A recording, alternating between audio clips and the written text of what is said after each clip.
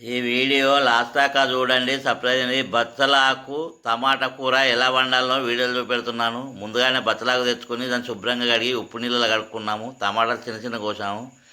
పచ్చిమిరపకాయలు, కొత్తిమీర, కల్జామాకు, ఉల్లిగడ్డలు కోసి రెడీ పెట్టుకున్నాం.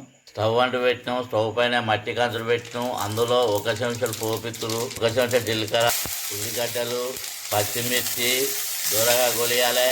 కల్జామాకు, కొత్తిమీర, పుదీనా, మెంతి, 1 చెంచాడు అల్లం వెల్లిపాయ, 1/2 చెంచాడు ఇంగు, 1/2 చెంచాడు పసుపు, పచ్చివాసన పోయేదా గొలుసుకోవాలి. బచ్చలాకు వేసుకోవాలి. ఆకేసి ఇలా కలపాలి. టమాటా వేసుకోవాలి. చెంచాడు కారపొడి వేసుకోవాలి. తగినంత ఉప్పు వేసుకోవాలి. మొత్తం కలుపుకోవాలి. ఇలా కలిపి ఒక 20 నిమిషాలు ఉడికించుకోవాలి. కూర ఉడికింది. స్టవ్ ఆఫ్ చేయాలి. దించుకోవాలి.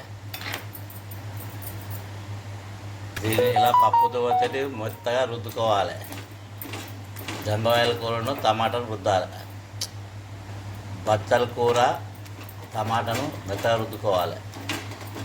ఇప్పుడు ఇలా మెత్తగా రుద్దాలి. ఇప్పుడు రుద్దుడు అయిపోయింది. వేడి వేడి అన్నంతో కానీ చపాతీతో కానీ తింటే చాలా రుచిగా ఉంటుంది. బచ్చల కూర టమాటా ఆరోగ్యానికి చాలా మంచిది.